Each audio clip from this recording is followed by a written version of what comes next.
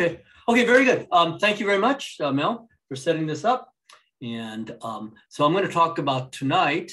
Again, my name's Ed Fong. I teach over at UC Santa Cruz, basically just 3 classes now, which is fun with me at my age. I teach a antenna design class, let's see, a high-speed I/O class, and a radio communications modulation class. So anyway, but tonight we're going to talk about this dual band. Again, so Good Friday. Thanks a lot for joining us. And now, Mel, do a lot of these folks have our antennas or not necessarily? I believe so. Oh, okay. So I'll explain tonight why they work. Not black magic, and they're pretty standards in the industry now. I mean, it's amazing. You see them all over the place. I was driving through Texas because it's pretty popular. You can drive around in the city and say, "Hey, I think that's one of mine." Get a pair of binoculars, look it up, and yeah, it is one of mine. So they're all over the place. So we'll talk about what the magic is. And then what I'm going to talk about is the first one we did, in which we got the dual band going. And again, when the AHRN puts it in it's in their handbook now. It's in Antenna Classics. It's in their Compendium 8, Compendium 3. And these were originally published. This one I'm going to talk about tonight was originally published in 2003. The roll-up version was 2007. And the tri-band version, which I don't know how many of you guys have. Have you guys purchased a lot of tri-bands, Mel? Not yet, but it's on my list. Okay, there's a tri-band one. We also give a talk on that and how we managed to do that all on one PVC pipe. Okay, so the original on the right-hand side was the original article in 2003. And then the roll-up one was 2007. You know, one of my students actually suggested that. He says, can you ever make something this? Sure, it'd be cool to just put in your backpack, and then when you're ready to roll it out, it gives you the gain you want. And we thought about it, play around with it, and we came up with that. And then the last one was the tri-band one.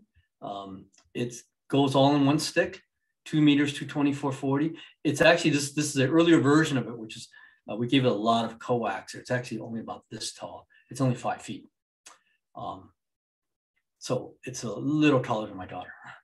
So it's a little over about 5 feet 4 inches now that we got it all in. So that was the latest one. That one's pretty popular. And we only shipped that one because you guys are close by. There's 220 megahertz resonant coils we have. So we only shipped that with the PVC pipe because of the adjustment of the coils. While the other ones don't have coils, they're all done on transmission lines. We can ship that in a package. It's pretty consistent. And we've had to patent some of this stuff. It was not my first choice, but we found that when we came out with the first one, we started getting copycats. By 2004, 2005, a lot of copycats, they played around with it. They said, hey, this is pretty cool. I'm going to sell it and make money. So there's quite a few vendors out there that made them, but they made them very poorly. That was what disappointed me. Some of my students started purchasing them on eBay, and we couldn't find a single one that worked like ours. One of our distributors, Kai Chen at KB Cube, says, well, this is, he's back east by MIT. And a lot of people know about these antennas too. And they say, oh, what does he call it? These guys is, what is the terminology? The phrase is often duplicate. No. Often copied. No. There's this better one than that. He says, here's this phrase, but never duplicated. Often imitated. Often imitated, but never duplicated.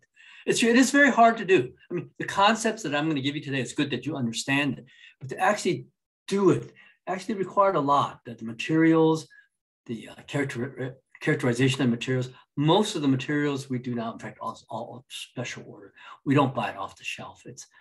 We have to buy it from particular manufacturers just for the consistency, because we're dealing with RF here, and the dielectrics, the copper, it's just really critical. The RG174 we use isn't even standard. We found that if you just randomly ordered it, they all have different velocity factors. They're 50 ohms typically, only within 2 or 3%. The velocity factors, what that is the dielectric itself. How much does it slow down the speed of light? The velocity factor of air is 1, which means it travels at 3 times 10 to the 8th meters a second. But once you put a signal into any type of coax, wire, anything, it's going to slow it down. That's called the velocity factor, how much it slows it down by. Well, they typically don't control that well, the density of the dielectric. So it can vary from slowing the speed of light down by 5%, 10, even 15%, even if the impedance is maintained. In other words, like coax, you expect 50 ohms. Yes, it's 50 ohms, but there's usually not a spec of how much it slows down the signal. Because in most cases, it doesn't matter. In our case, that does matter, unfortunately. So that's why we even have to special order all our cable from Seminole Wiring. They've got our recipe, and we just stay with them. Okay, so and here's the tri-band one. We already did that. Oh, it's patents here. So what this came about was we wanted a dual band an antenna. That is from a single band antenna, VHF antenna. And then the question is, what would you choose? What's a good antenna to make dual band that's already single band at VHF? And I looked around, I said, I think I would take the JPoll. And I'll tell you why I'd take the JPoll. In the old days, we used to do ground planes. When I was growing up, I made ground planes out of an SL239 connector and soldered on usually number 16 wire with radials and number 16 wire 18 inches for a ground plane. And it worked. What I know back then, you get an SWR meter and you measure it, the SWR looks good, antenna must work. Well, as I went to school, engineering school and everything, that's more than just SWR, right? Of course, you should have good SWR, but then there's other things that make an antenna work better, or just the convenience of mounting it. If you've got to mount it in the center or something, and it works, but that's pretty inconvenient. You want it Unfed. So I ended up choosing a JPoll that I was going to dual band, and I like it because it's got a pretty ideal dipole prep pattern, and I'll show you. It's got very good wind load. That is, when you stick it up there, it stays up in the wind really, really well, mainly because it's got no radios. There's nothing sticking out. It's Unfed, and I'll show you why later, why it's convenient. But so this concept of an Unfed antenna, you hear about it now, of course you do. But not 20 years ago. 20, 30 years ago, if you had gone up to Mount Sutro up in San Francisco, and I didn't take a picture back then, but I remember seeing it. I just didn't take a picture of it. Most of the antennas were ground planes. You could tell. They had radios. And they probably were disappointing to these folks. That, man, we're always replacing these antennas. It costs, $300-400 to get a guy to climb up there and replace the antenna. And quite often it's the radios that come off. It's, the wind blows. They're like there's no tomorrow. But it's interesting. I went up there 3 years ago and I took a look at that. I just had a camera with me. I said, oh, that's interesting. I don't see any of these antennas have ground radios. So either they all blew off or else they've replaced them. Doesn't look like they've blown off because I zoomed in that this is their model. No, they've replaced them with antennas with no ground radios. Much more reliable. Much more reliable. Now, is there a disadvantage? The main disadvantage is, they're all tall now. They're pretty tall. That's because I'll show you in a while. The antenna we're presenting, which is JPoll, I'm sure a lot of you guys are familiar with it. Its height for VHF, is 36 plus, it's about 45 inches. It's 3 1/4 waves, 3 1/4 wave pieces.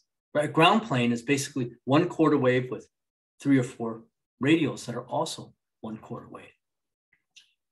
Here, instead of going out, it goes up 3 1/4 waves. So it's tall. As you can see, it's fairly tall, but not to a point where it's so tall where you say it's out of reach and it's just not practical. No, at the height of VHF, it's still reasonable. At UHF, it's really reasonable because at UHF, then we're only talking about 6 inches, right? Quarter wave is only 6 inches. A little quarter wave ground plane at UHF is very tiny, right? You can hold it in your hand, 6 inches, 6-inch radios. But if you were to apply this concept of a JPoll, it's only 3 1/4 waves or 6 inches times 3. So it's only 18 inches and no radials. That's not bad. That you can tolerate easily, especially if it's going to be reliable and it works. So I think that's my conclusion here. I look, almost all the antennas have adopted a JPoll design, and we'll go through the JPoll design today. And there's another disadvantage of a JPoll design.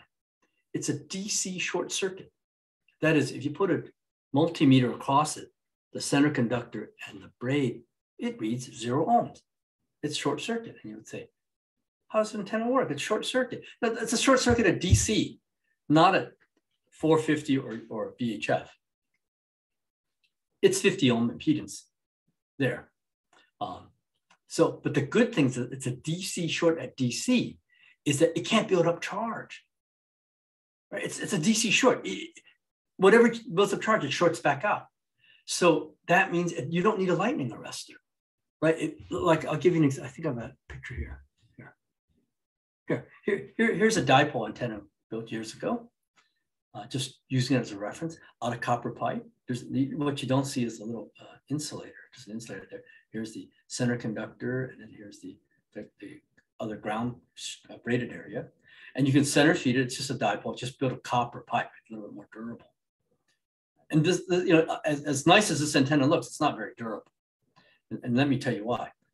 It's standard dipole, center fed, and then you've got to hold it up by an arm because it's center fed now as opposed to end fed. You ideally want, of course, this antenna to be way away from the mass or the pole, because the pole, especially if it's conductive, will act as a reflector. And even then it could affect the radiation pattern, even if it's not conductive. So what you want to do is you need this thing as far out as possible away from all these obstructions. But of course, the further out you go, the more torque you're going to put right there, right? It's just like, I'm trying to get an example here. Let me think. Here. Let me get an example.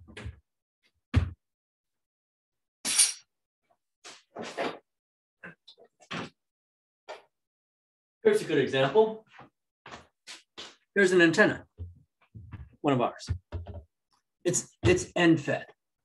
So how would you hook this up? You just clamp it somehow like this, and I can hold this with just vertical force.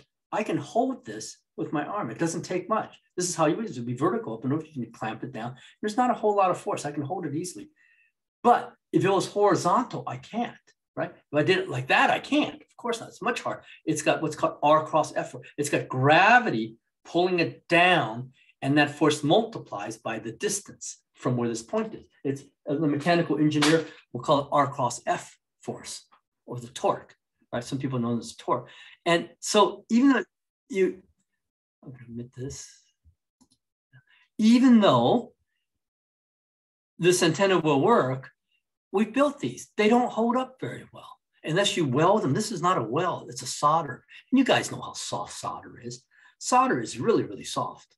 That's why you can bend it, right? So you can't expect to solder here while this arm here is blowing back and forth over there, back and forth. And of course, the further you go out, the more torque you put it there. It just breaks off. It cracks. Solder just cracks and it breaks off. It will not hold up in the wind. So this antenna configuration here is totally out of the question. You just cannot use this unless you use it indoors. It doesn't work that well. The concept that it's a dipole is great, but there's other physical limitations. Feeding it and trying to get it further and further out is just not practical. And of course, we've done these and they just don't hold up. So let's see here. So even though they work and you got to feed it awkwardly, they just don't hold up. It's not practical as a real antenna. And that's what you got to consider when you're building antennas. Number one, it's got to work. But number two, it's got to hold up. That's, especially when you're up in a tower like that thing doesn't hold up. Trying to get the permit, the schedule to have someone climb up there, it's just a real hassle. So you'd rather put up a good, reliable antenna. So I chose this JPoll design. We'll get into this. I liked it because it's end fed, half wave, a little taller. It's 3 1/4 wavelengths, as opposed to a ground plane, which is only 1/4 wavelength. And the other thing is it's a DC shorted antenna. You don't need a lightning arrestor. And actually, who gave this to me? Danny Monticelli, 86C, over National Semiconductor, gave me one of these back in the 1990s. I played around with it. And I said, wow, this is before the dual band thing came out. I put it into a PVC pipe. You put it into a 3/4 inch PVC pipe, which is the modern one, is very durable, fully UV protected. It's fully UV protected. The only thing you have to adjust for is the you have to retrim it for the resonance, because again, when you build an antenna in air, it's transmitting into air. So the velocity factor is air, which is normalized to 1. But anytime you put anything inside an object and you try to transmit through it, it's going to have to slow down the speed of light, right? Nothing you can do to speed up the speed of light. Anything you do to it slows it down. So I'll give you an example. Here's an antenna. Here's the antenna. So it's inside here like this. As I put this antenna, even though it may work fine in air, as I put it into this pipe, all of a sudden, not the frequency, but its ability to travel and its ability to resonate is going to slow down. It has to. Nothing speeds up the speed of light. And the way that's governed is, you guys are familiar with this formula. F is, or C is always equal to F lambda. The speed of light always equals the frequency times the wavelength. Most of these dimensions that you hear, that you see in the internet, is in free space, in air. They calculate C is equal to F lambda. F is the frequency, lambda is the wavelength in meters. If you see the speed of light, 3 times 10 to the 8th meters a second, that's in air. And then you calculate these dimensions, like 20 meters is about 33 feet for a half wavelength. That's all calculated based on that formula. But now, if you put that antenna in PVC pipe or enclose it in something, well, then when you use the formula C is equal to F lambda, that C, you no longer use 3 times 10 to the 8th meters a second. That's in air. You have to figure out that material. It's called the velocity factor. It might be 0.9. What that says is it's slowed when an antenna or electromagnetic wave transmits through this material, it slows it down by 10%. So its velocity factor is called 0.9. You take away 10%. If it slows down 20%, it's called 0.8. So because when you do that, let's say that I give you a material that's 0.9. So you have to, the formula C is equal to F lambda. You cannot put 3 times 10 to the 8th meters a second. You put 3 times 10 to the 8th meters a second times 0.9, or 10% less. Frequency stays the same, and it'll give you the new wavelength, the new lambda in that material. That's how you calculate in that material. So almost everything you put around an antenna will always shorten the antenna, because it will slow down the speed of light, which means the frequency stays the same. So what happens is lambda has to also get smaller physically, as we know it. So really, when you talk about 18 inches for a quarter wave, 2 meter antenna, when you stick it in PVC pipe, it actually is about 15. It's no, maybe not 15 and a half or so. It's smaller, so it slows it down. So then that's the lambda. So when you stick it in a PVC pipe, you have to kind of retrim things, because I think when a 146 megahertz antenna that's sticking out, you stick it into PVC pipe, I believe you get something like 142.5 megahertz in that region. It'll lower it by 2 or 3 megahertz. It will not be usable. That's what I'm emphasizing. You have to retune it. But the gain is, once you get into this new PVC pipe, the stuff that's all UV protected and all that, well, then it should last for years. The manufacturers claim 30 years. I haven't had these for 30 years yet, but I certainly have had one for, I think, 17 years at a repeater site. And yeah, it does hold out. This new PVC pipe stuff is very, very durable. It's one of the plastics that they don't like. You can never break it apart. I don't know how they're going to break this stuff apart. It certainly doesn't break apart in the UV light of Arizona, because we've had some in Arizona. They stay up there. They're fine. So that's why we've chosen the JPoll to try to double band or dual band, and one that goes into the PVC pipe. So you get the single band antenna, and we'll go through what single band means. What we found was, by the year 2000, early 2000s, HROs and all these other manufacturers were selling a bunch of dual band handy talkies. Most handy talkies by then were dual band. Mobiles too, dual band, as opposed to single. Back in the 80s and 90s, you bought single band mobiles.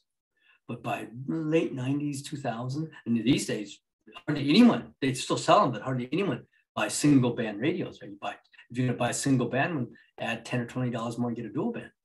I mean, I can tell you, like the Radio Oddity QB25 is 2 meters, 220 and 440. 10 watts low power, high power, I think it's 25 watts. It's $110, the 3 bands.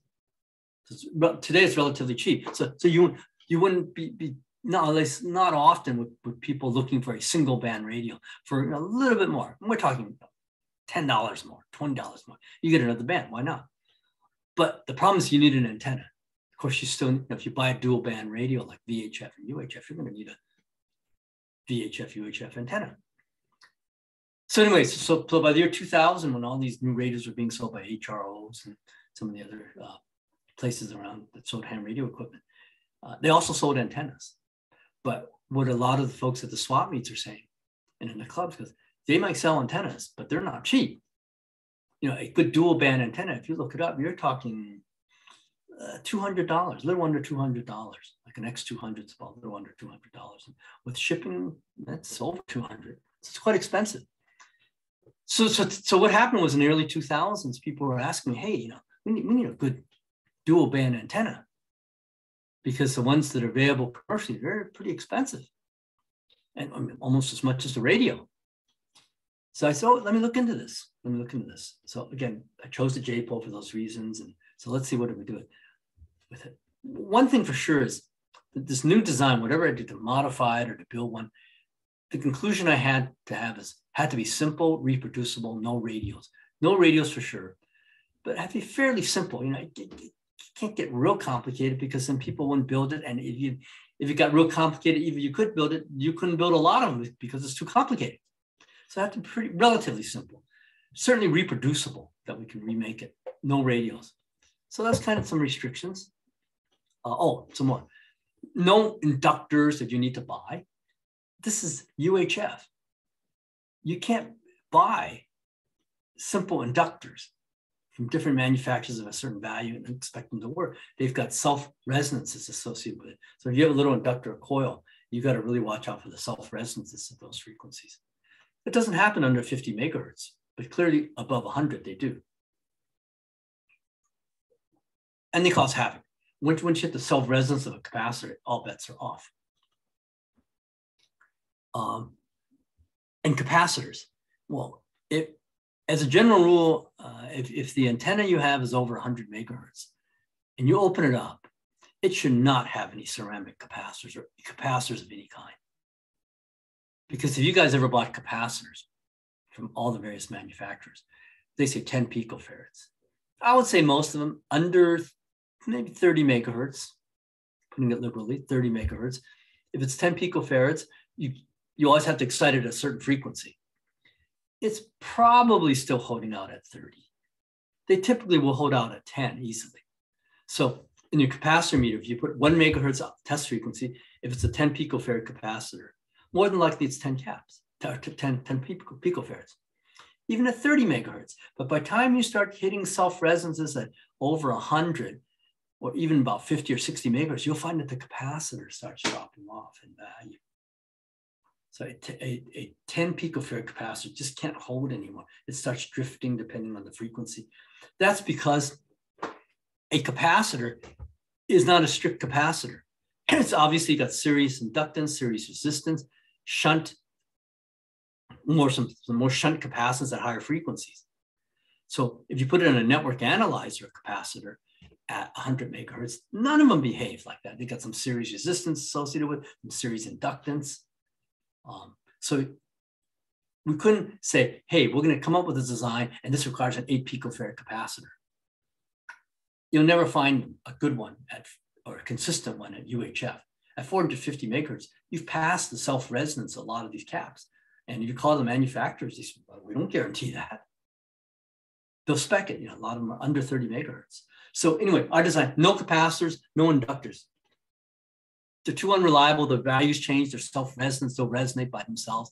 You just can't rely on them. So anyway, I tried all kinds of configurations, and so I'm going to show you what we concluded at. So the first thing you got to know is, what's wrong with that single band antenna? Is this one here? Single band JPoll, I'm sure you guys have seen these. You can make them out of 300 ohm twin lead, 37, 38 inches, that's the half wave antenna. Then you end feed it, and let me explain this end feeding. But that's your half wave typical JPoll, the original single band one. So I'm taking that as a reference. I'm going to try to modify that to make it dual band. But the first, I have to understand, why is it that you have to dual band this? Because because of this slide here. If you take a half-wave dipole sitting vertically, independent of how you feed it, this is just in free space. That's a good relative comparison. Free space, pretend you're free space, where this is the sky. That's the sky. This is the earth, and this is sea level. That's sea level.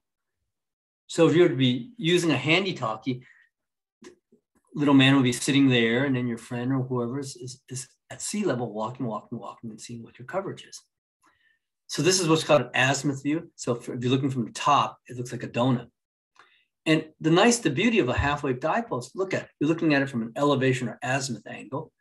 Here's the sky. It's ideal.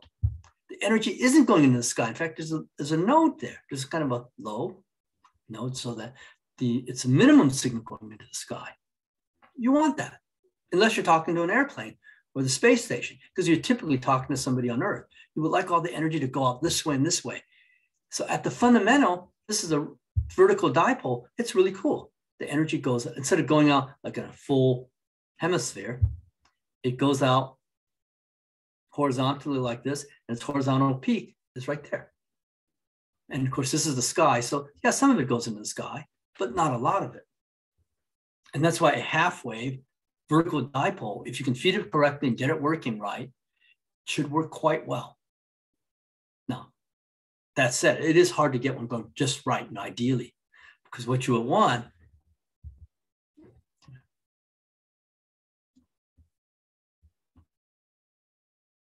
where's the dipole?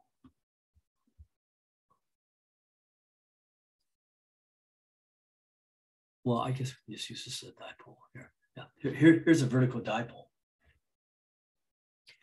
So what you want is the energy to be just like this, like a figure 8 like that. That's exactly what you want. Now, the problem here is what you really want is the ideal transmitter, imaginary, where it's driven right there, right? You've got a 100-watt transmitter, doesn't require wires, doesn't require batteries, and it's right there, and that's your dipole. One side going up, one side going down. That'll be ideal. But you can't have that. You need to feed it with something. So that's why this configuration isn't ideal. But let's go back to the JPoll configuration.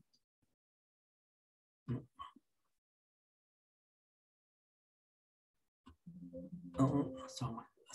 I'm trying to get used to this computer. It's this way. Okay, here. So here's the dipole. And the other thing I want to get you familiar with is with the Smith chart. We use this in antenna design all the time. Smith chart tells you if you have a shorter transmission line,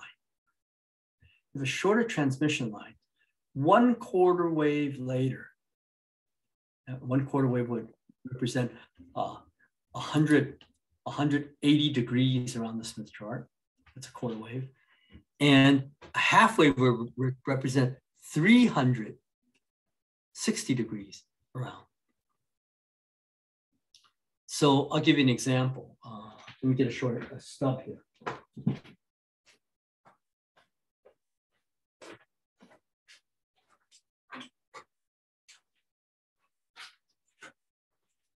Okay, here's an example. What the Smith chart says is, if I cut a piece of coaxial cable, that's about 5 inches approximately. It's an open circuit on both sides. But if I cut a 5-inch piece like this, what the Smith chart tells you is this though. If I short one end, that's if I short one of the ends, just solder the center conductor of the shield.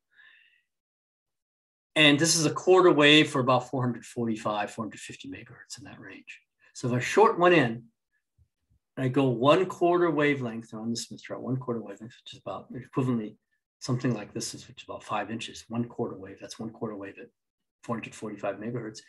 It should read very high impedance. They say infinity, probably won't be infinity, but be a very high impedance. Similarly with this quarter wave stub, if I open circuit it, which it is right now, there's nothing there. It's open there. You can see it. It's an open circuit.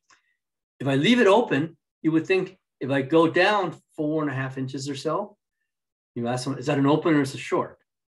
It's actually a short circuit because you're going from open circuit infinity around the circle right here. And it becomes 0 ohms. It's a short circuit.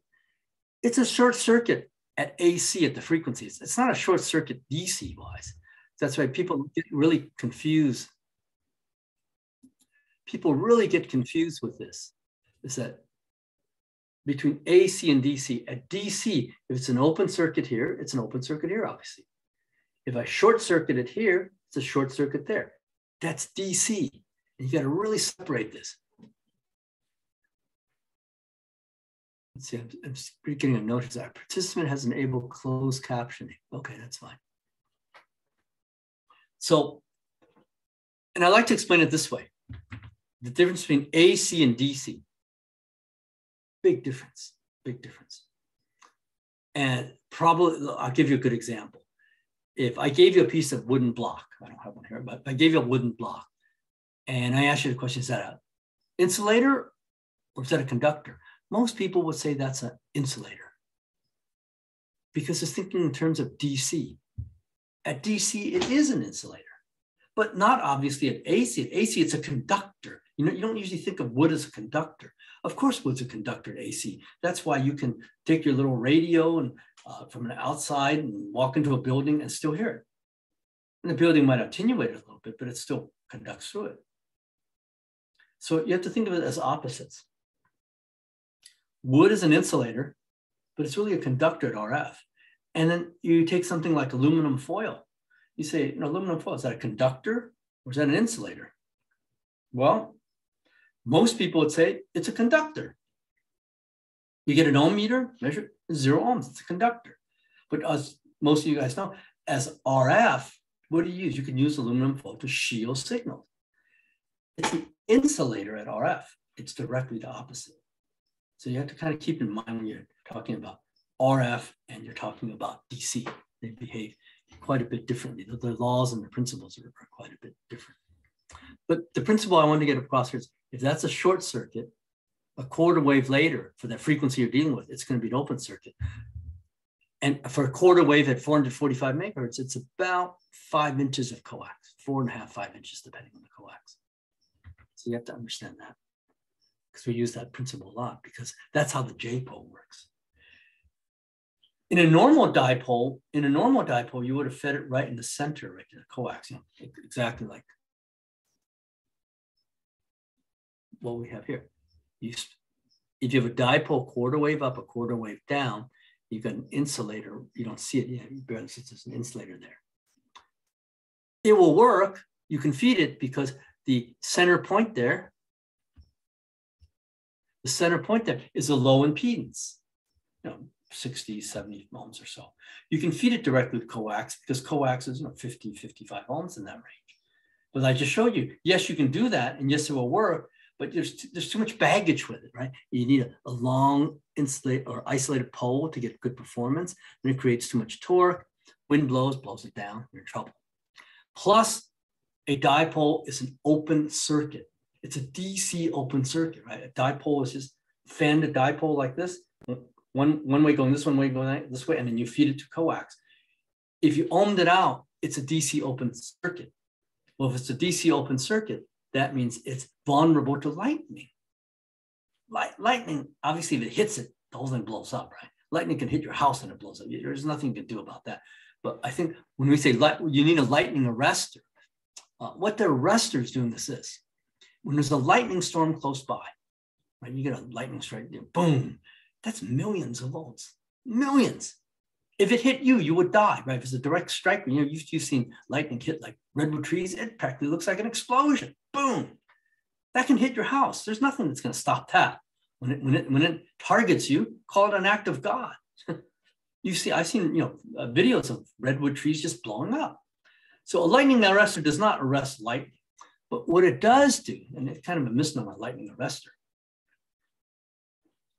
When it's a lightning storm, I don't know, 3, 4, 5, 10 miles away, you see a big flash. That's millions of volts, millions. That if you had an open circuit, if this wasn't short circuited here, down here, open circuit, that lightning will induce voltage into that antenna. You don't have anything shorting it out. It would just induce it.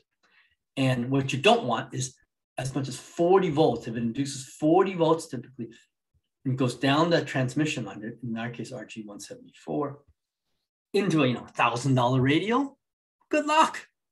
You're in big trouble. If you have a lightning storm without a lightning arrestor and an open circuit antenna, there's a good likelihood your front end can burn out. This happens all the time. That's $40, $50 repair for for a technician that you know well. Otherwise, you bring in HROs, it's $120. So what you want to do is not blow out your front end. And that's what a lightning arrestor does. You put it in series with the coax. It's got a gas in it that if it sees higher voltage, the gas shorts out the signal. And they work fairly well. But this configuration, this JPoll configuration, it works really well. It's a DC short right there. It's a short circuit going into your coax. So when you ohm this, it's going to be maybe not 0 ohms, but very close, 0.1, 0.2 ohms. You can't beat that. It's always discharging through here. Regardless of what this piece here induces from the lightning storm, it's going to be a short circuit here. So it's always discharging through it. While the ground plane of dipole does not have that. So it's free. It's a lightning arrestor free. It will not hold charge. So don't ever tell some lightning arrestor salesperson, say, you need a lightning arrestor in your antenna. You don't, not if you have this configuration. It's a DC short. It starts out with a short circuit. It goes up a quarter wave for 2 meters. And what's a quarter wave? It's about 18 inches. Here it's 16 and a half because it's in the twin lead. The twin lead slows it down. You still use the formula C equals F lambda, but now you can't use 3 times 10 to the 8th meters a second. Because if you did, then this piece here is about 18 and a half inches. Right now it's 15 and a quarter plus 1 and a quarter, that's 16 and a half inches. It's good 3 inches shorter for a quarter wave resonance in twin lead than it is in free space air. So you have to consider that. That's always going to be shorter. But nevertheless, it won't hold a DC voltage. It can't. It always hits it, charges, but it sees a short circuit, it's gone. So this works much better than a lightning arrestor. A lightning arrestor is a gas. If you exceed 40 volts, it short circuits it. It might be too late. This stuff is always short circuited. So again, you look at Mount Sutro, it seems like everyone's using this type of configuration now. See, here's the old copper J configuration. I'm sure you guys have built these if you guys are long-term ham. Unfortunately, the reason why it's not built as much today is the same copper pipe for 2 meters, like $40, $45. Why would you go for $40, $45, hacksaw sawing it and then using solder? You buy the Fong dual band antenna, right? For that same price, and it's already built and tested. But at one time, copper was cheap enough where you added all up the T connectors, the connectors, the couplers, and then a end cap here. It was maybe a little over $10. Yeah, then it might be worth it. But working with copper is a lot harder than working with twin lead. Now, this antenna again, here's the radiating element, here's the transmission line, here's the DC short circuit, here's the tap it. So it's very analogous to this original design right here. Right, here's the short circuit. Here's the transmission line. Here's the radiating elements. It's all based on the same. So you can see how this transferred to the design I just showed you. The only problem with this design I noticed, and we have one. It's not that I'm just talking about it. I have it right here. We either build these or buy these. This is this antenna you're looking at. Like I said, I think the parts cost about $40 now. It's pretty expensive. It works. We found that this antenna worked at 2 meters. What did I say? Copper J, limited to VHF only. It doesn't work at 70 centimeters of UHF very well. You hit the limitations of this transmission line. Or that transmission line, the spacing is almost 2 inches. So at 2 inches, this won't behave like a transmission line normally would at UHF. It gets too lossy at that point. And the other thing that's more obvious is here's 0 ohms. Here's about 50 ohms where they've tapped it. But again, the pipe here is pretty far between the T and the elbow. You're talking about almost approaching 2 inches, as opposed to, here, I can show you right here. As opposed to 300 ohm twin lead, that's 300 ohm twin lead right there. It's only a quarter-inch spacing.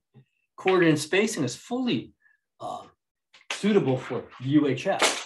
This we found, this technique where the transmission line's about almost 2 inches, it appears to still work for 2 meters VHF. At UHF, it's gone. At UHF, you have to remember, it's only 6 inches, 5 to 6 inches for a quarter wave. You just can't go waste 2 inches exposed like that of your UHF signal. Right? So this just won't, this whole thing just won't react as a transmission line at UHF. It will at VHF because it's 3 times larger in frequency than lambda, or higher, 3 times higher in frequency, so physically it's 3 times larger. So this is okay for VHF as a transmission line, transferring the impedance from 0 ohms to a very high impedance, according to Smith's chart. And even if you said it was valid for UHF, the problem is you can say it's valid, but it isn't, because this is no longer a transmission line or as good of a transmission line at UHF than it is at VHF. Because at UHF, a quarter wave is about 5.5 inches. This distance is almost a quarter wave. So it just won't match. It's got physical limitations. If you were to find copper pipe that would scale, yeah, but you don't. They don't have it. You know, you can make the thing all physically smaller, sure, but they don't have that. So this antenna works well. For VHF, we've used it. It seems to work okay, not for UHF, but by today's standards, it's pretty expensive to build. So I didn't want to try to dual band this version. This gives me too much hassle. But I'll show you what I did do. So this problem came about in year 2000, 2002. It's a pretty common problem. And so coming from Arrow, and you guys have probably used Arrow products, came up with this design. He said, we'll take our JPoll and we're going to add another piece here, a 6.5 inch piece here. Actually, it's about 6 inches. I have it. Let me see. Yeah, it's about 6. Oh, maybe more. See, so this is the Arrow antenna. That's what we're showing over here. Picture like that, what you see. They kind of approach this dual band situation in a very clever way. They make a UHF JPoll, which is here, the 19.25 inch piece, and a 6.5. I think it's more like 6. So that's the UHF JPoll, and the VHF JPoll is this part right here. And it cleverly kind of goes through 1 feed point. That's a little harder to explain, but they could do it at 1 feed point. Problem is the SWR. The SWR, this is, it's okay. It's nothing great. But this takes the UHF signal here, plug it in there, it works. The VHF signal, stick it in there, and the VHF signal is processed through this element, this 19.25 inch piece, and this 15 and 7.5, 15 and a 7.5, 57.5 inch piece. So that's the half wave there and the quarter wave stub is right there. This kind of works. I mean, I've tested this one. I think the SWR is a little high, but does it work? Yeah, we tested it on an antenna range. Kind of works because they did quite an improvement on it. So this is the UHF section, and this is the VHF section. Problem is you have 1 feed point. And remember, this obviously will resonate at UHF, but so will this. This also will resonate at UHF. So, you know what I forgot? I forgot to discuss this pattern here. So here's the pattern, side angle. The antenna is vertical. This is the sky on top. This is the earth. And this is sea level. This is sea level. So you would stand here, you would talk to someone out here. So here's the actual pattern of the antenna, assuming in free space. This is a computer model. Did this on EasyNet. What EasyNet says is, the fundamental is where you want it. Yeah, the fundamental is okay. The energy doesn't go up in the sky. You transmit here. You're holding your little handy talkie there. And here's the lobe. Here's the lobe that you get for half wave, which is not bad. It's not bad. So that's an ideal half wave antenna in free space. You don't have a tower. You don't have a feed line. This is just how it operates. That's a good way to compare. But if you change the frequency of this antenna that you've inputted physically into like EasyNet. He says, oh, but now instead of 146 megahertz, how about 445 megahertz? Well, when you do that, you get these blue lobes. This is the third harmonic of the antenna. Some people call it the four-leaf clover effect. Whatever the effect is, it's the not good effect, right? Because this is the sky, this is the earth, and this is sea level. How would you be talking? You sit here or stand there and you talk to a guy that's walking out or somewhere at sea level. At VHF, you're okay because it's this pattern. So you look on top, right? Before it twists, look top, it'll look like a donut, 360 degrees donut. And it's a pretty good configuration because the way it works is hardly any of the signal goes up into the sky. It either gets rerouted in the horizontal direction, which is what you want to increase your range. What you don't want is the four-leaf clover effect, where now 75% of your energy is going up into the sky and only 25% of the lobe is left here. So to put it mildly, all of a sudden your 4-watt handy-talkie looks like a 1-watt handy-talkie, or let's say all of a sudden your great brand new 40-watt mobile using a VHF antenna at UHF will have a reasonable SWR, but it's going to be your 40-watt radio. I said your 40-watt radio is going to sound like a 10-watt radio. Why would you want that? You need to fix that. Anyway, so people began to notice this very quickly when they used a 2-meter antenna at UHF. It just wasn't there. They test the SWR, it's okay, but it just doesn't work. Well, why doesn't it work? Well, again, I've plotted out the EasyNet plot. The plot says you get 6 to 8 dB of loss at the third harmonic. So what that says is if you use a 2-meter antenna at 145 megahertz or 146 in that range, and you push it to the third harmonic, and it's 445, 446, it will resonate in the sense that it will have low SWR, but you'll quickly notice that you've lost 75% of your power. It's worse than a rubber duck. I've tested this. It's worse. Just the good news is it resonates. It's not going to blow up your transmitter. That's the good news. Everything else is downhill from there. So you got to do something about this. Again, the new design has to be simple, reproducible, no radios, of course. So let's see, did I come to it? No inductors, no capacitors. So I tried all types. Oh, I'm not. No, it's the other way. See, I don't have an up-down key in my keyboard here, so I'm using the wheel. So here's what I came up with. Again, the feed point, it wasn't a matching problem. Remember I said 2 meters in UHF matches. It won't blow. If you use a 2-meter antenna on your UHF radio, your radio is not going to blow up. It's going to, the matching, in fact, is going to be okay. It's not great, but it's okay. Because this is why. Here's the quarter wave stub. Quarter wave stub, remember I said a quarter wave later would be an open circuit. The end of a dipole is a high impedance. I wouldn't say it's an open circuit, it's a high impedance. It will match that.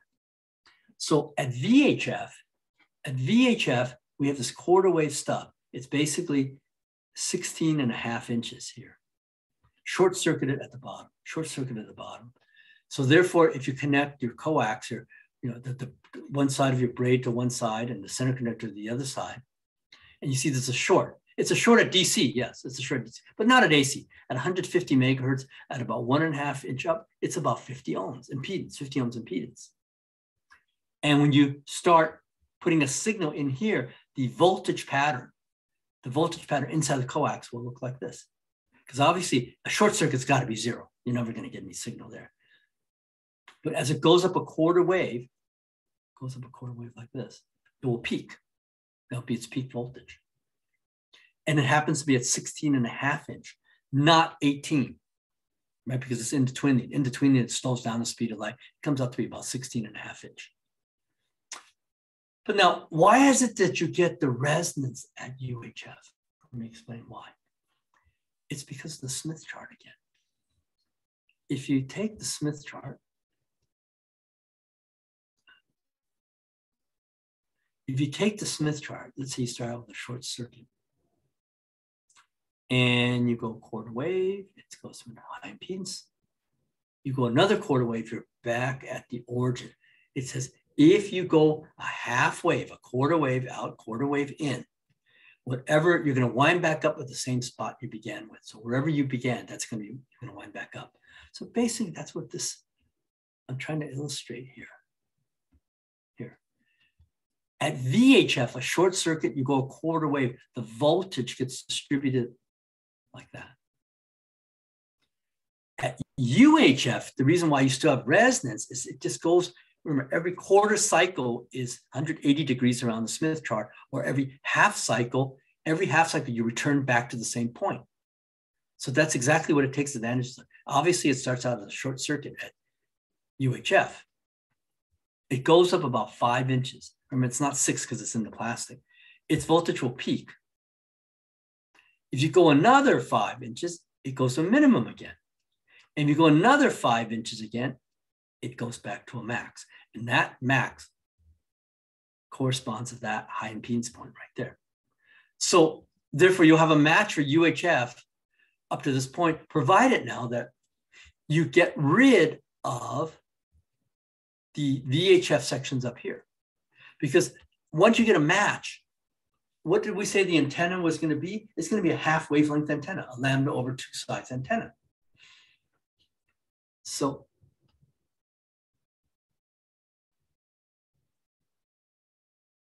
if you look at this here, the original JPoll, 16¼ inch, I didn't draw the waveforms here for UHF, that's okay.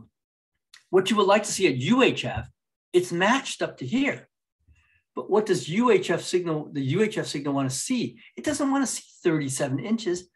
That's for 2 meters. It wants to see about 11 to 12 inches. If it saw 11 to 12 inches and it cuts everything else off, this will work fine for a UHF antenna. Won't work for a VHF antenna. So what do?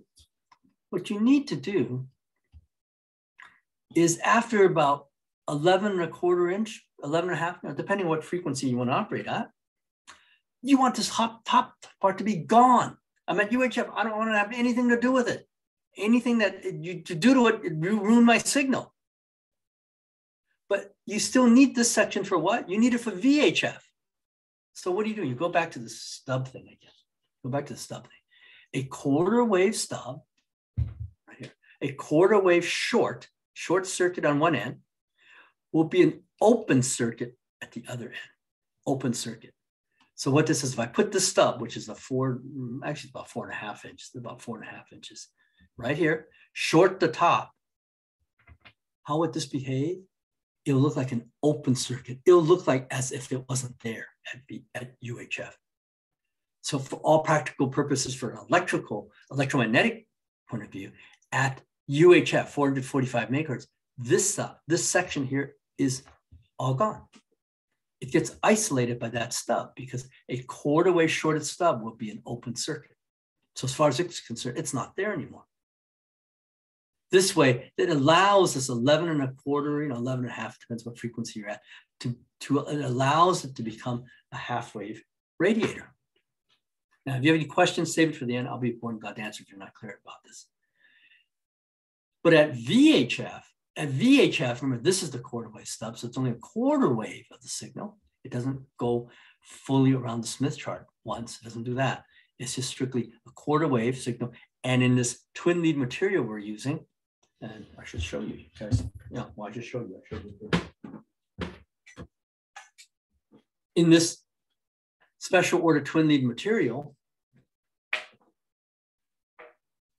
a quarter wave is about 5 inches up, another quarter wave 5 inches, and another 5 inches, 6 inches or so. You're at a peak again, high impedance. It matches this. But remember, in order for the UHF to work, you've got to cut off this part.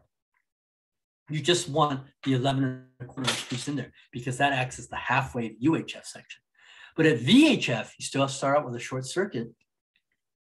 And at VHF, a quarter wave in that twin lead is about 16½ inches. It's not 18 because it's in the twin lead. It slows down the speed of light by 10, 15%. So it's going to be a little bit shorter. Well, now this is no longer resonant now. So when it matches up to this point right here, it's high impedance here, and it's the end of a dipole, so it's also going to be high impedance at VHF.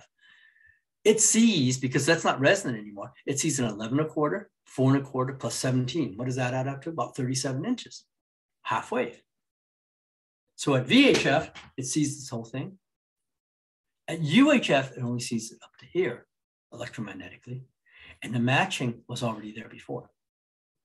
That we didn't change because it's pretty well matched. So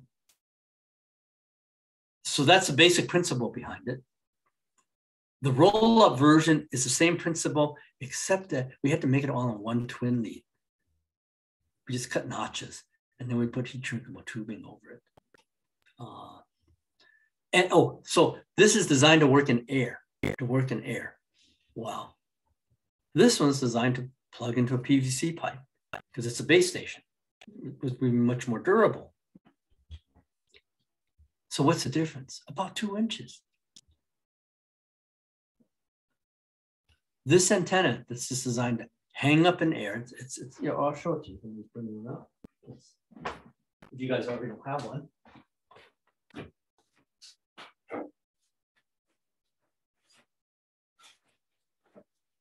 There you go.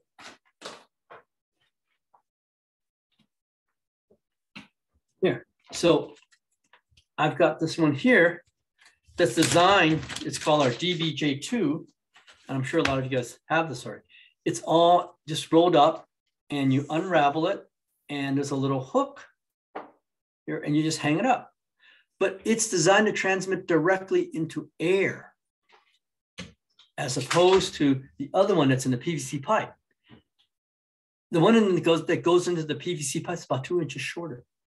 It's 2 inches short because it's got to transmit through the PVC pipe, and the PVC pipe slows down the wave by about 5–7%, something like that. You've got to compensate for that. You can't ignore it.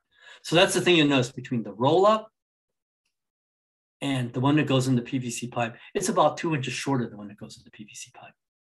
No degradation in performance that we know of, but to get it to resonate at the same frequency, it's got to be shorter.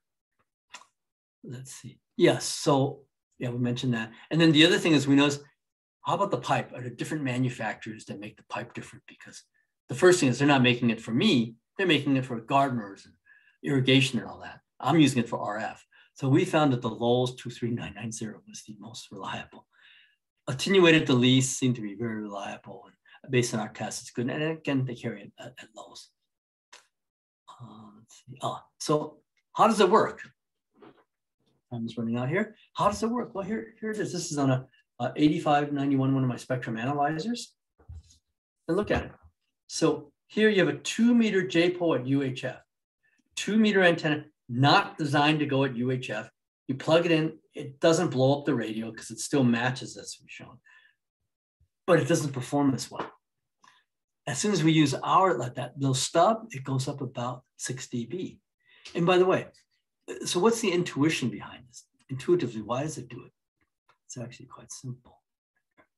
Why is it that when you put a UHF signal into this VHF antenna, you get a loss of about 6 dB, or about 75% of your energy goes up into the sky?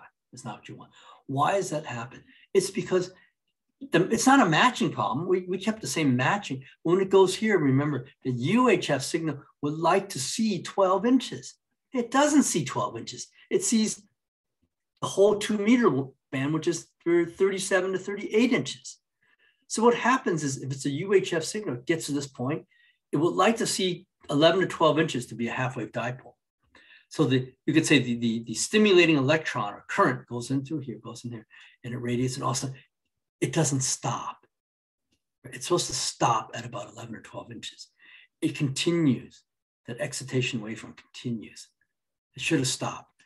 That's why you get those lobes coming back up. That's why you get these lobes. You would like it like this. If you stop it, it's like this. But if you don't, and it's a 2-meter antenna, it'll continue and it'll start pushing the wave up into the sky. And that's just a waste of energy. That's the intuitive explanation for that. Okay, let's go back to it. So you do get about this 10 dB per division. you do get about 6 dB. That's a lot, about 4 times the difference. Put a little clever little stub and boom, it comes back. Doesn't take, you say, well, that's pretty simple. I was trying to find out exactly where the problem is, what these exact dimensions are. What I mentioned in this talk is in lambda, wavelengths, quarter lambda, 1/2 lambda. The question is, in real life, what is it in that material? We can't tell you exactly what it is because different materials, different runs, it's going to be 1, 2, 3% off.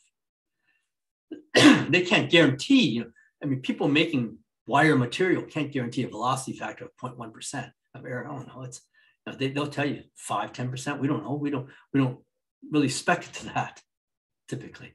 Now, I do over at Seminole Wiring, we special order. I would like them to get within a few percent. It just makes my life a lot easier. But in the past, all they were concerned about was impedance, not velocity factor. It just wasn't that important, except for us. Okay, so, and then when you make actual measurements on a spectrum analyzer, and this is where one of my students did this with me and 2 or 3 other students. We started reading up on antenna testing for the National Institute of Standards and Technology. You read up and say, oh, they want, I read something like, you got to make measurements on like a rainy day, a foggy day, and a clear day.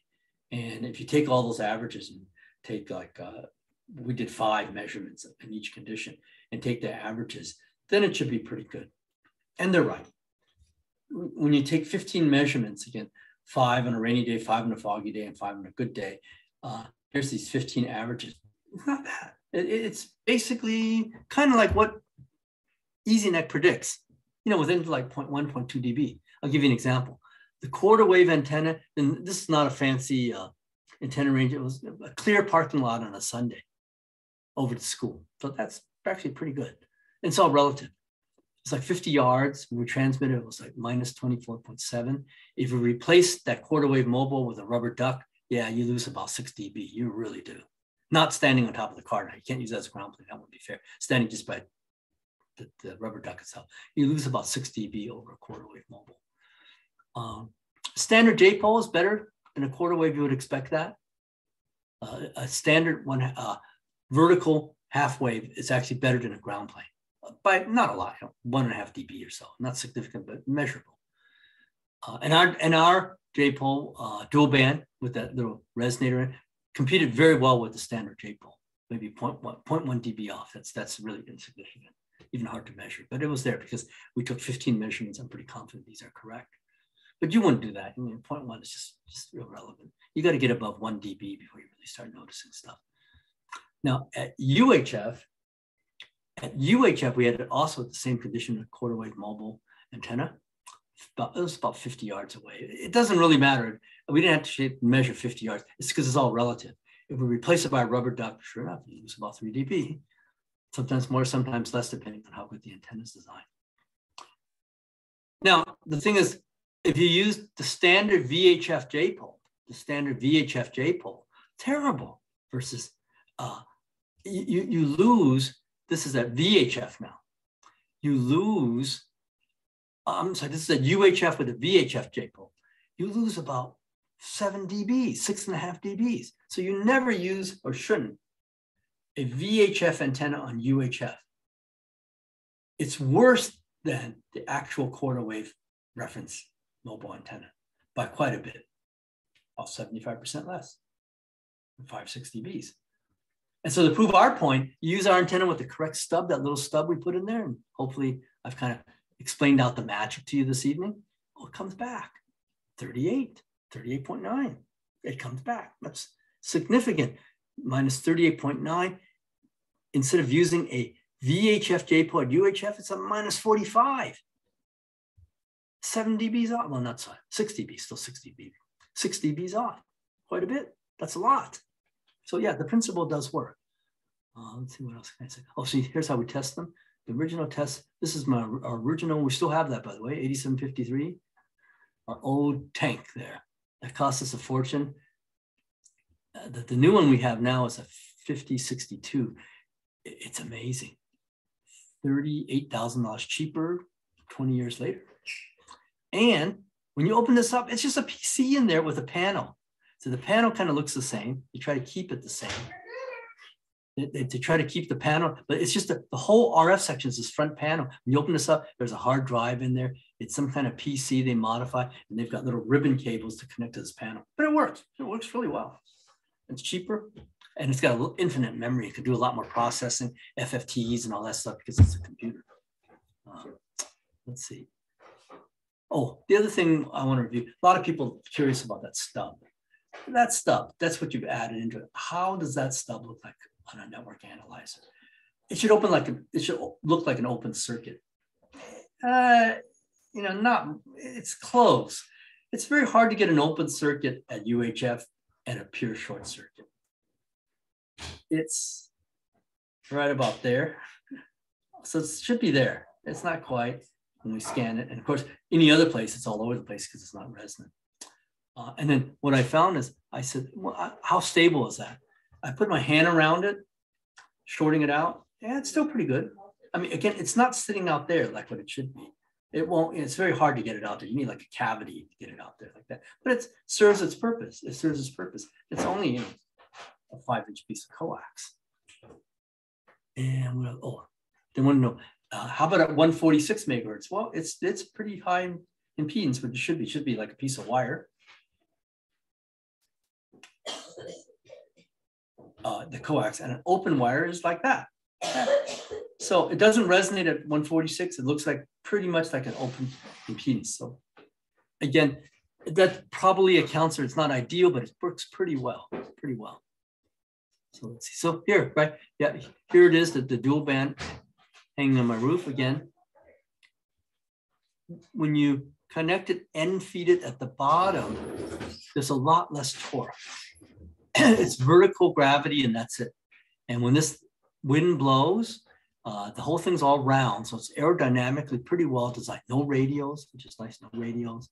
The wind just kind of blows across it. It's pretty ideal. It's tall. It is, but about 50, yeah, it's about 50 inches tall.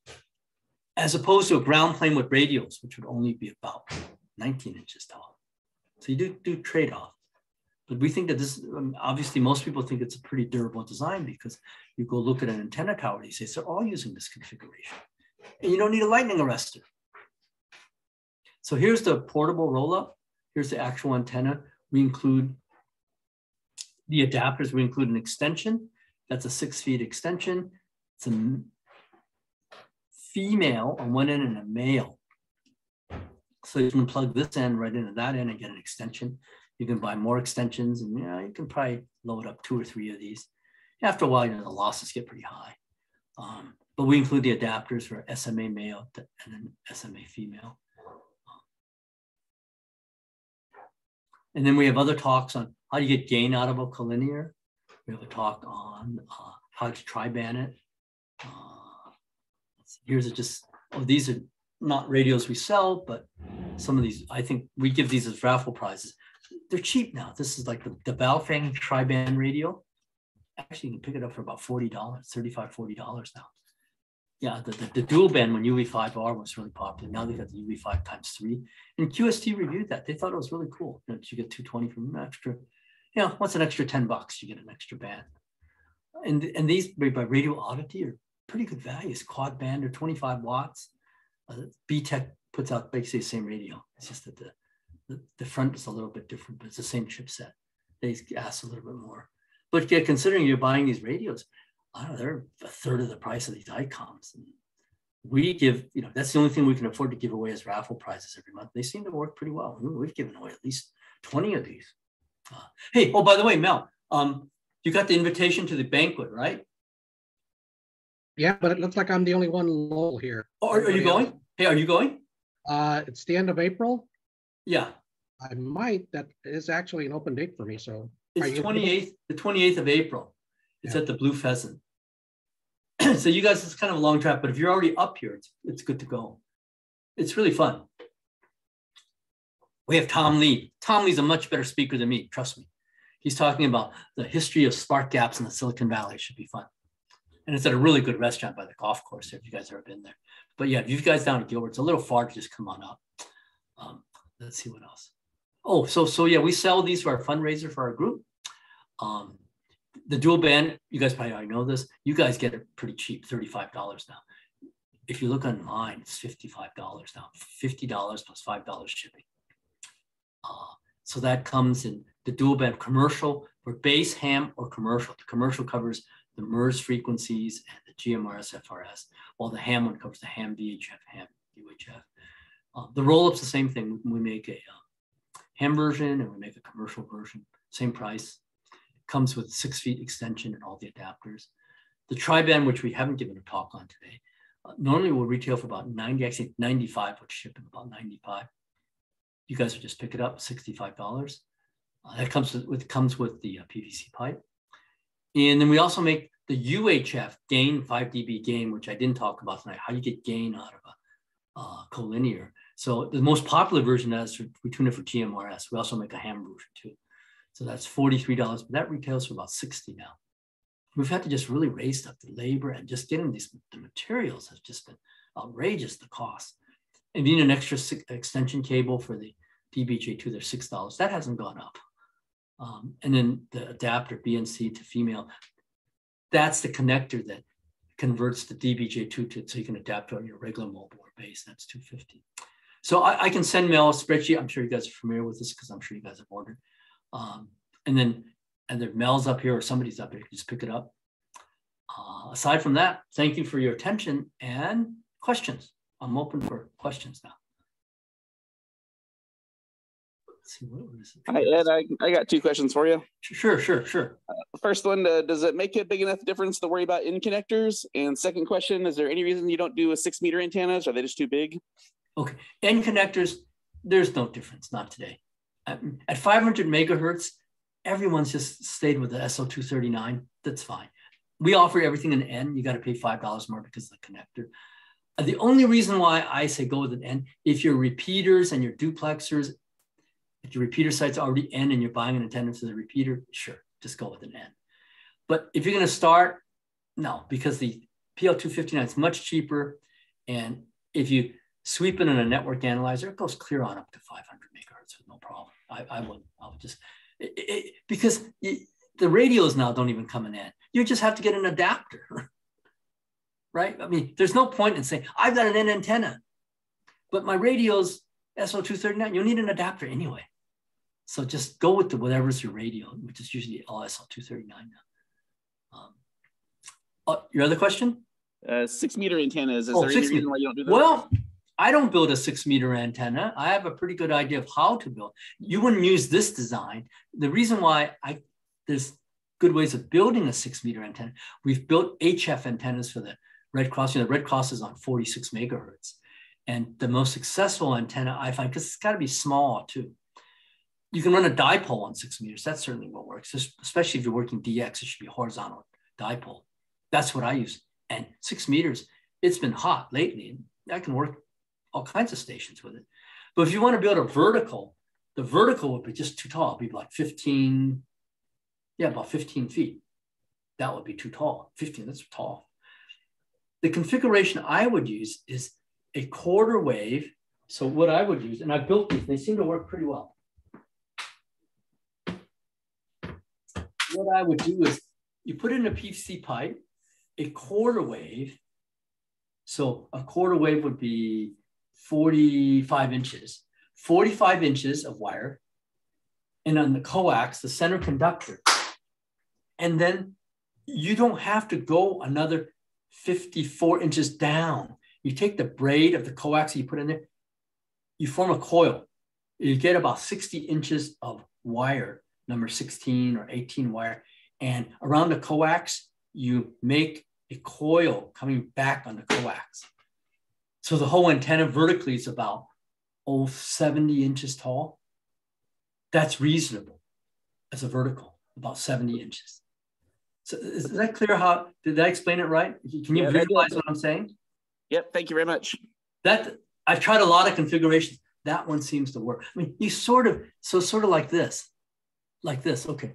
What you do is for 6 meters, you have a coil of about 54 inches of coil coming down on the coax. And then here you connect about 54 inches up, and then you put all that in a PVC pipe. That will work. I've done that. Okay. It works surprisingly well. All right. Thank you very much. Because if you use the JPoll, it'll be 15 feet. This way it'll be about 70 inches, 70, 75 inches. That's reasonable. Okay. Any other questions?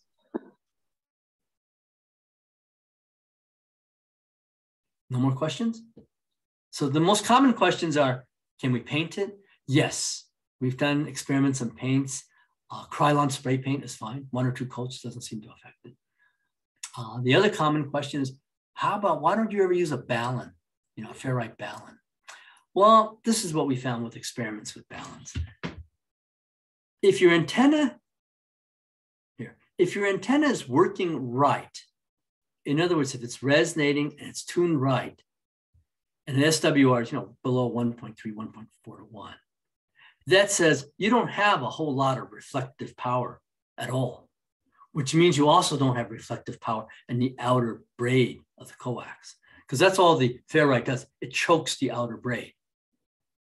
If you don't have much coming back, in other words, if you're measuring pretty good SWR, that means you don't have much coming back. If you don't have much coming back, there's not much to choke. So my advice is, they never hurt, but if you have pretty good SWR in the bands where you want to operate, you don't need a ferrite because most of the energy is being radiated. It's when you have a bad SWR and you get reflective power, you put a ferrite in there, it will absorb the reflective power. It doesn't fix your problem. The only problem it fixes is that if there's enough reflective power to blow up your radio, it takes quite a bit these days, but it can happen.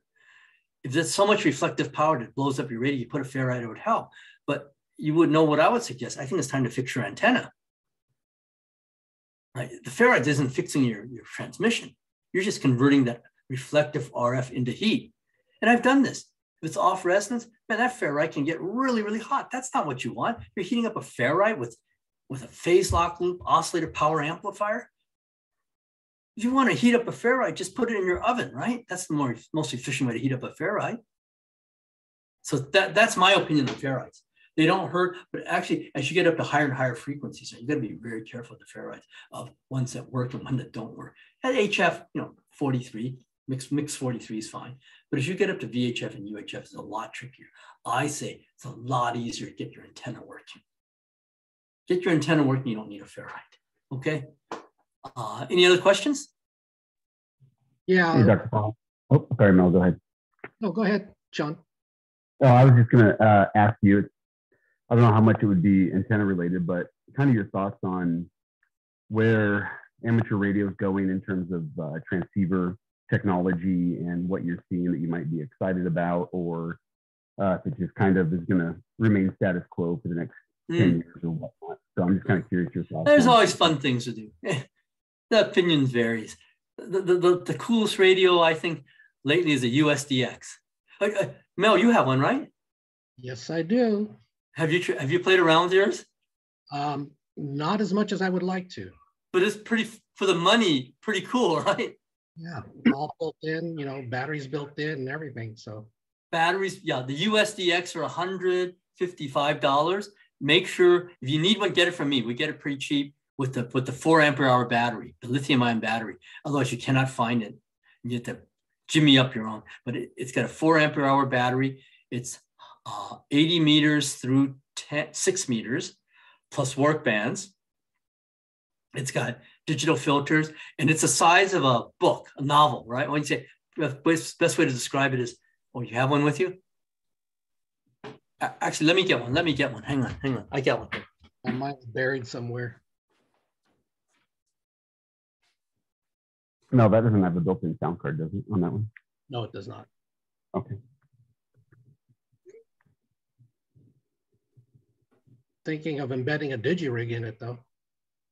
Yeah, is there space in that one to put in like either a tuner or because of that battery has like a space in there, right? Maybe the digi-rig if you take the casing out. Here, I've got a USDX right here. So if you guys want, I might have 1 or 2 left. I'll take one. I'll take the second one. Well, then we'll have to order more. We can order more. Oh man, It's about the size. Here's my hand. It's about the size of like a novel. Comes with a little mic and speaker. You don't even have to know Morse code. It has a built-in CW decoder and the filters. So do CW or do voice. It's got a little readout. Look it up, USDX. You can best to just look it up and read up on it. And if you guys want one, I'll have to order it because I only have a couple here. We don't keep that many on hand because we give them away as raffle prizes.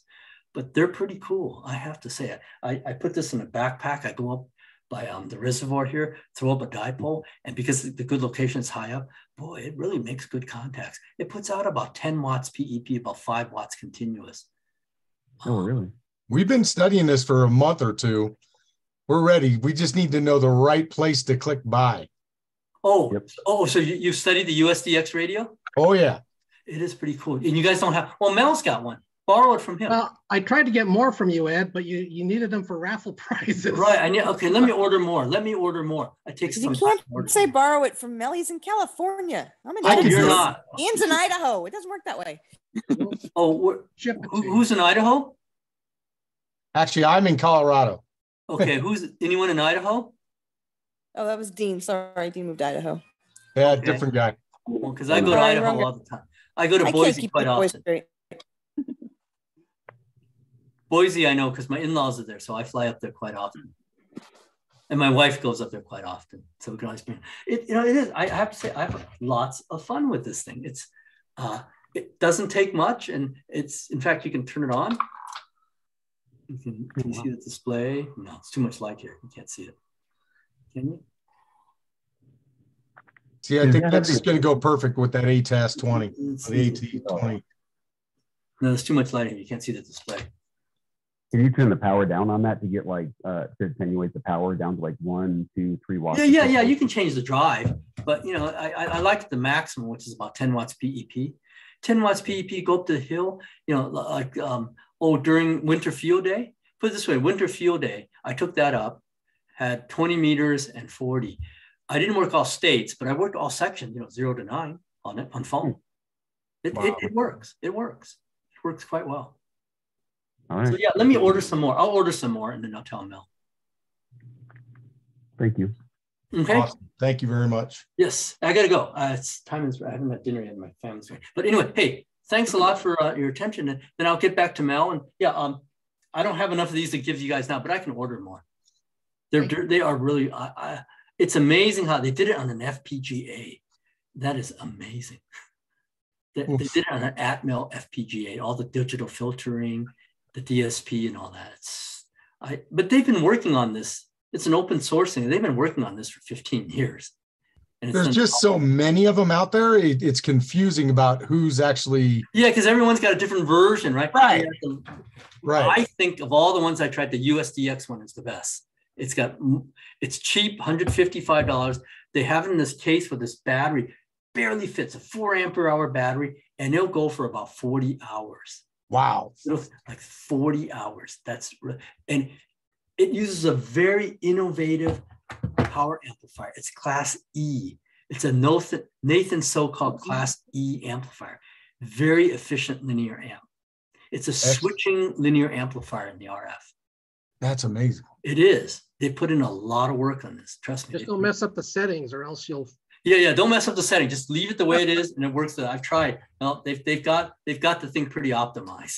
Mel's got a talent for making magic smoke come out of electronics. But Mel, have you made any contacts on it? Yes, I had a couple when I just got it, and I put it away to work on some other stuff. But, okay, it is a cool radio. Again, you don't even have to do CW. It's got a CW decoder on there. You put on CW, you see it's got to be a clear signal though. You got to tune it in well, and it just comes across. So I think for the money, $155, that's amazing what it does. Absolutely amazing. So anyway, thanks a lot for your attention. And Mel, I'll give Mel the spreadsheet, and I know you guys come up, so there's no point in me sending it. One of you guys can come up here and pick up the order. That'll probably be me. Yeah. Okay. All righty. Thank you, Ed. I'm gonna stop you. Oh, you're very welcome. Thank you. Have a good evening. You guys have a good evening. Have a great night. Thank you very much. Yeah. You too. Yeah, that was great.